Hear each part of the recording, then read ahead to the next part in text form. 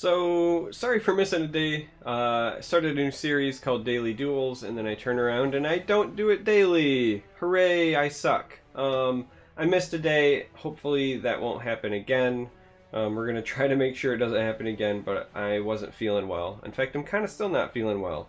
But nonetheless, we're going to dive right in. Today's Daily Duels thing is just going to be me kind of taking a stab at potentially like a more controlling archer list. It's going to lean pretty heavy on the like lethal archer opening, right? Using lethal creatures and things like Archer's Gambit to hopefully kind of keep the board under control. But then at the top end, it's been a while since I've seen anybody using Unstoppable Rage, so I thought, you know, maybe we'll do that. Even more so with all of the like prophecy decks floating around, it felt like, well, quite frankly, it felt like a lot of people walk right into Unstoppable Rage right now. They're flooding the board with all their free prophecy creatures, so you might as well punish them for it, right? We're going to go ahead and keep the Rapid Shot and the Fell the Mighty. Again, I kind of don't even know what to mulligan with this. This is my first time even playing this list. It was something I was just kind of theory crafting. It's meant to be more controlling. Interestingly enough, Assassin could end up being a rough matchup for this. They've got a lot of good creatures that aren't... Oh gods, yeah, and this opening hand isn't looking too great either. Let's do that. Alright, yeah, we're going to be a bit behind. Well, there's no guarantee that this was going to do well. This is why we test. So, these are all of the things that you guys don't get to see on the YouTube, which is me failing a lot before I come up with something that works.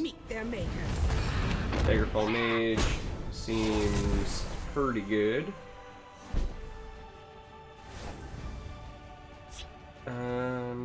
Sanctuary Pet could do work, however it could just outright die. So what we're going to do here is we're going to drop the Brotherhood. Both because with our high end right now we kind of want the contract, but also because if this is truly fetching curses, curse number 2 would only be a -2/-2. And with him having 1 health, this could still trade. So maybe he doesn't have like a firebolt. Alright, he didn't. But the bad news is... Uh-oh. There's 2 curses. The bad news is those... Oh wow, he just used them anyway. That actually might have been good for us. Like, I don't see much of a reason for him to have done that quite there yet. And we're gonna go like this.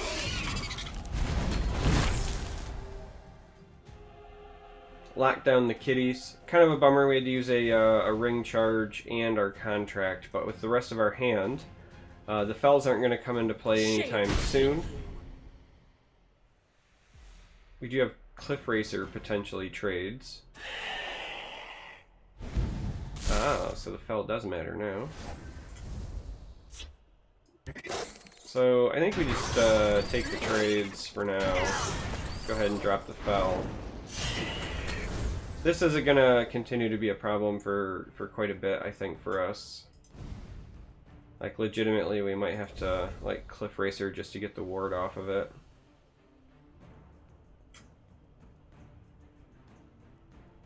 So we do have our combo-ish. He continues to load the lane. I see you're in need of my wisdom. Well, that's actually a pretty big bummer that got lethal. She'll take you.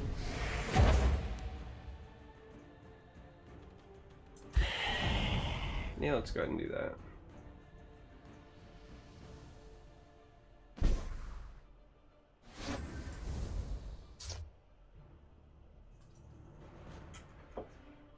Yeah, it's actually a pretty big bummer that got lethal like that. Interesting enough, we could clear this if we use this defensively and gain a decent amount of health. Now we do have a second rage somewhere in the deck, but just the board control that provides almost makes that worth it. In fact, I think we are going to do that. Because again, we can kill this, pop the ward without taking damage from the lethal here, and then we can trade in just to get it off. Though honestly, we might even just go face and then make him trade in. But either way, we are definitely going to go ahead and do the rage here.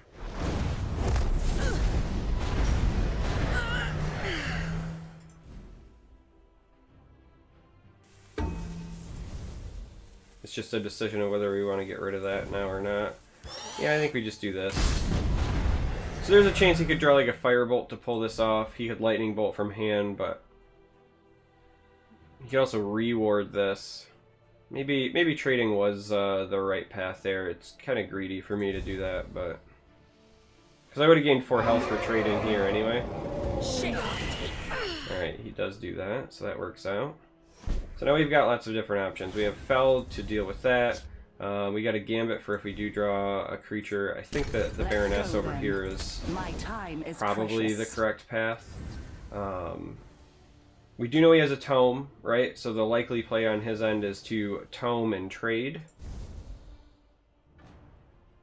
I have many important Or things on my mind. I'm entirely wrong, and he could just Incarno and push face. It's entirely a path as well.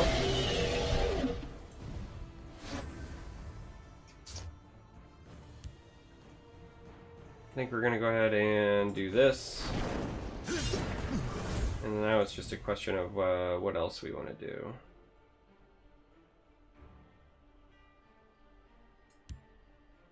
Let's go ahead and do this. Our hand would be much better if we had like a lethal creature, but it's not a huge deal. We do have Cliff Racer that can trade into this. And on next turn, Sheer Point plus Cliff Racer means that we don't even have to lose our guy. We could have also Snake Tooth there, but I kind of want to save the health gain potential. But so far we're not doing too bad. Again, this is meant to be a more late game controlling archer. We are fitting that game plan, fitting that mold. The biggest fear that we have right now against this style of assassin deck would be Supreme Atromancer. At this point, I think Supreme Atromancer is like the only thing that really gives us pause.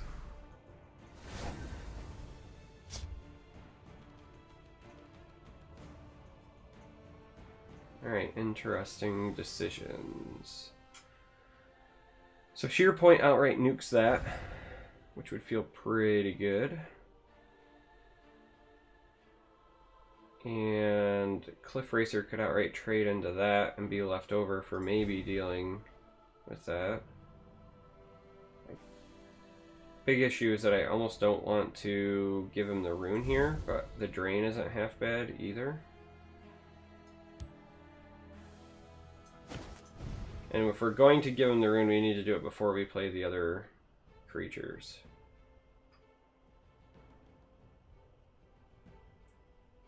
Dragon is 4, so we'll have 5 left over. Which again would be Cliff Racer. Alright, so let's go ahead and do that. Sneak his dude. Let's take the Cliff Racer trade.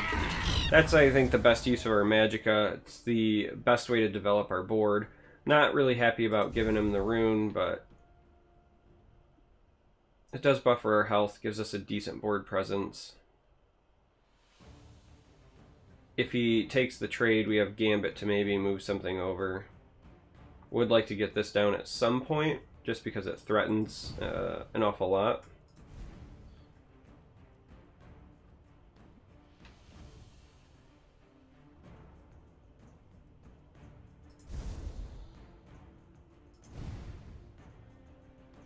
Got him thinking anyway. Ironically, the lack of lethal creatures is kind of because we blew 2 Sanctuary Pets early. So we do still have 3 Fighters Guild recruits, Astrid, and another Sanctuary Pet somewhere. Lethal is the ideal thing for your Archer's Gambit. Brotherhood Slayer can sometimes really help you out as well. Hey, speak of the devil. That is actually a pretty decent draw for us. Because we can lock this one down and not have to worry about trading until next turn. with our lethal guy.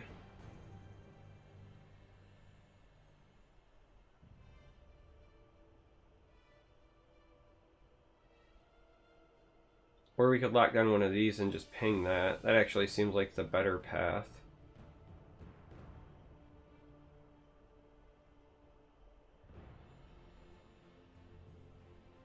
Alright, well, much like before, let's go ahead and get the draining portion out of the way. In fact, I think that with our board presence and what we're about to clear, I think all of these just are meant to push. So let's go ahead and lock down that.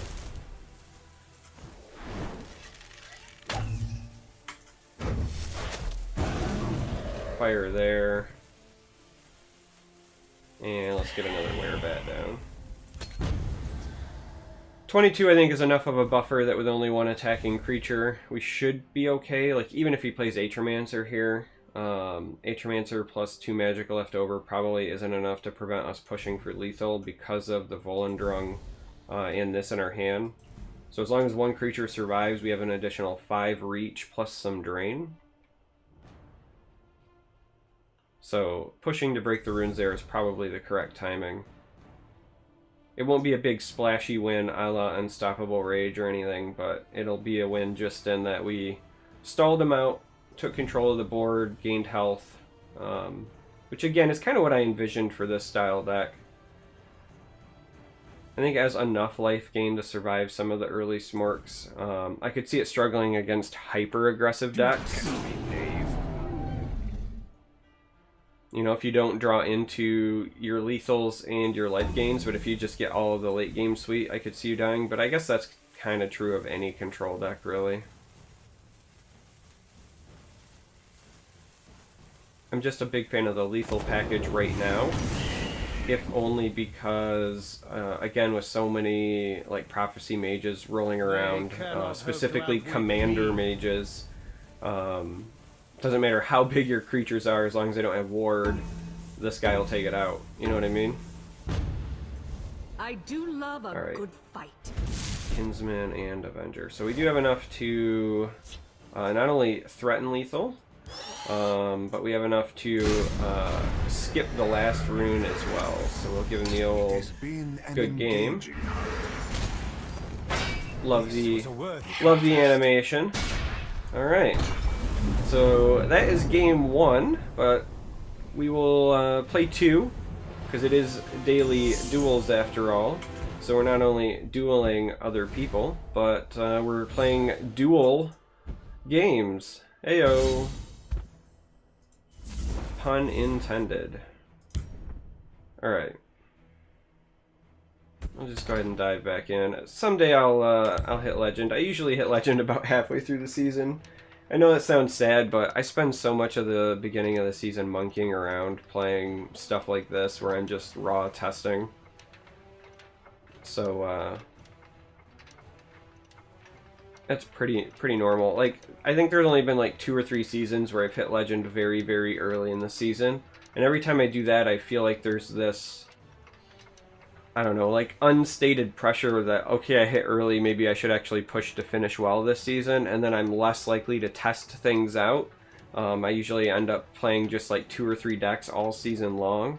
And while I like the competitive nature, and I'm a competitive guy at heart, and I would be fine with that, as a content creator, just seeing the same things over and over again is kind of rough. So I think from a content creation standpoint, I have more fun when I don't rush to Legend and I just kind of try things out, because not everything works. Thankfully it hasn't happened yet, but I'm sure there will be a daily duels where I just lose both games. There might be 2 or 3 in a row where I just continue to lose games. Alright, so it's Scout. Now, I assume that it's probably Ramp Scout, so this card ends up being pretty decent for us. However, it's not very good until later in the game, after he's already ramped. This is a late game card, and this is only helpful after we have things on the board, so I actually think we mulligan all of these. Yeah, I like this start much better. I like that start much better. Need to make some notes here because I forgot to pop my deck tracker up. Normally I'm tracking these as I go. What have we here?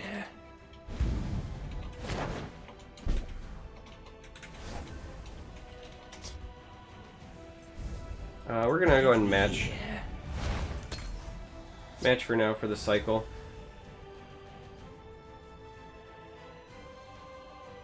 So we have two cards of our life gain extravaganza. My scales move in Oh, shadow. really? That's not very nice because now I can't rapid shot and cycle. It's not very nice at all. My scales move in shadow. They hiss. Guess we'll do it that way.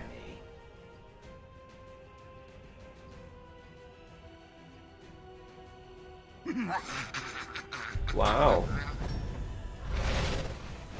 All right. Scales move in shadow. He answered. Pretty emphatically, no less. Our hand is kind of not looking that great. At least against the current board. Now, other than silences, I don't think that there's a good answer that Scout outright has for this. My scales move in shadow. Like silence and lethal. Just give me a name. Wow, that was a really good turn for him. Alright, let's go digging.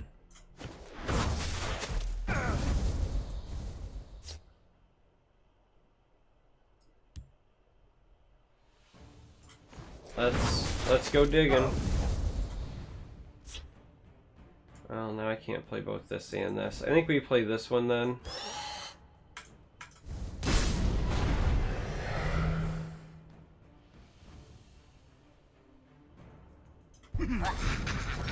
Yeah, let's go like that. Now let's be honest, he's totally gonna swing here and get a contract, which is bad, but there was no real way to avoid it with the hand that we had. Even if we played this, he still gets the contract. This still trades, but again, not much we could do to avoid that either. My scales move in shadow.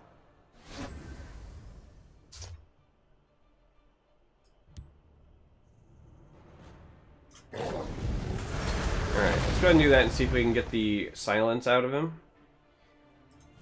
Sadly, we have no unstoppable rage. However, he doesn't know that. So, if he's got a silence, this should draw it out.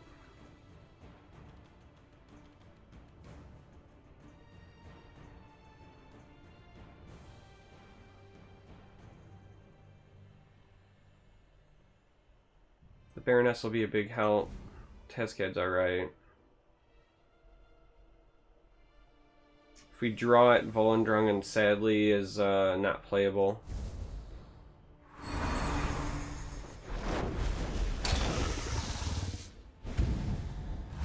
It's nothing personal.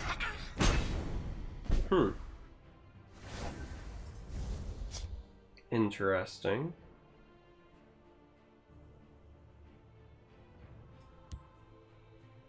Just give me a name. If I fall. So we're probably going to lose this now. That was actually a pretty solid counterplay, but at least we drew it out of him.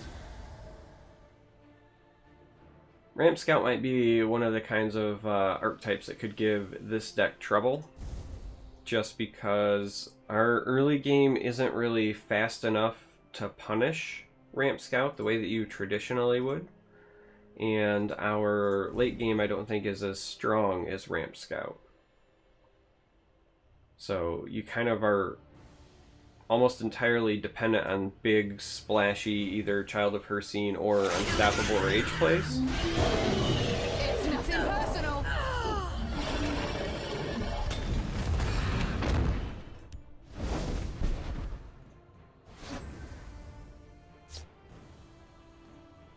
Oh man, I really wanted to develop Baroness here.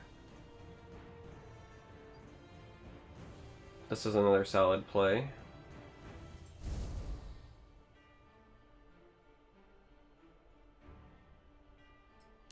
I don't think I can afford What have we to here? develop the Baroness. Oh, that's even worse.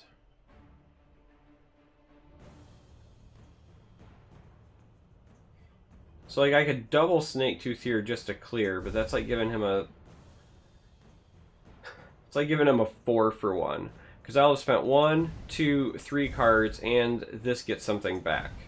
Like, that is absolutely horrible. So I think we just take the loss there, sadly. And develop over here. So, obviously, now knowing what we drew in hindsight, Baroness was probably the correct development. Hiding will not save you. Wow, the hits just keep on coming, huh?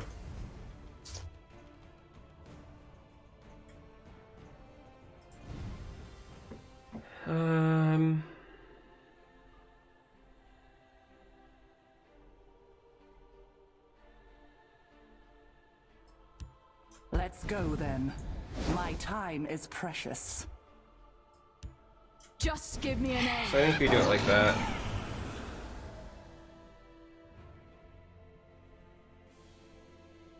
The main reason I decided this over any other line last turn is that Tezcad didn't do a lot for me. I mean, he's a great board presence, but we haven't even damaged him yet.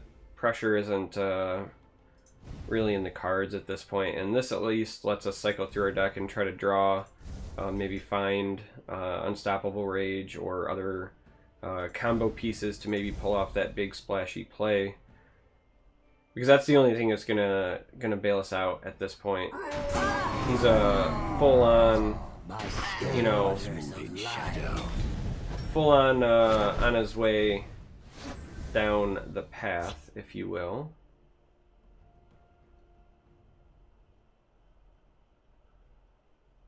My scales move in shadow.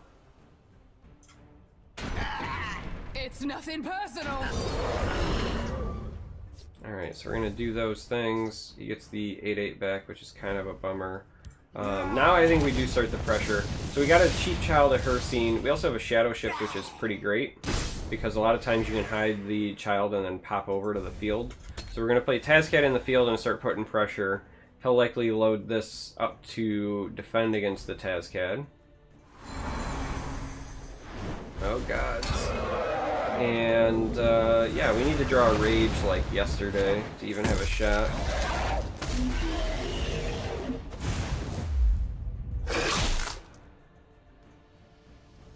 Because we're going to have to deal with a bunch of 8/8s now.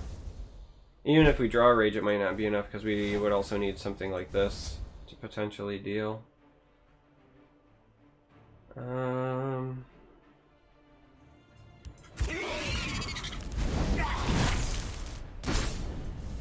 do that. Just give me an and A. that.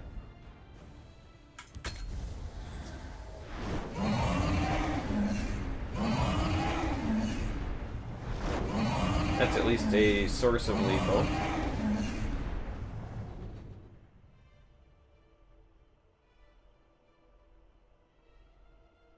So we have 2 rages left, so we've basically got like a 1 in 15 chance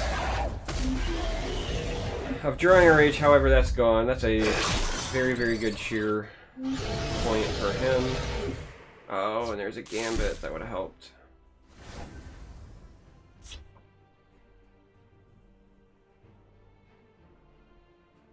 Well, we've got Child of Hercene, and we've got Volendrung.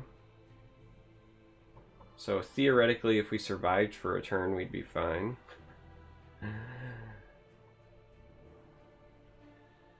How do we survive for a turn?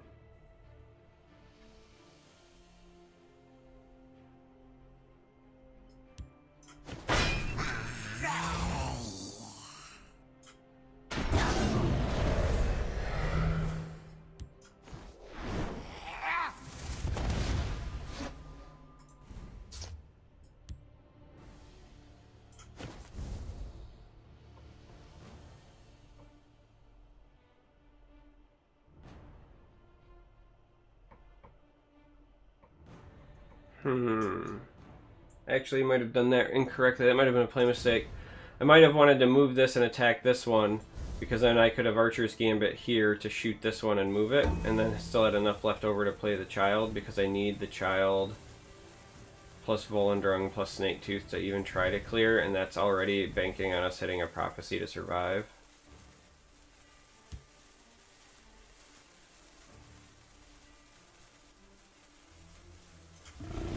It's nothing personal. So, I think we just lose, unfortunately. As I said, the Scout just has a better late game, right? Like, there's nothing that we can really do against double Hissgrove.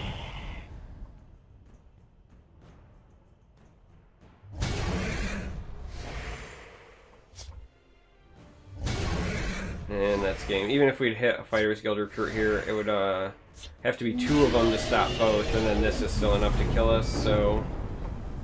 Sad panda.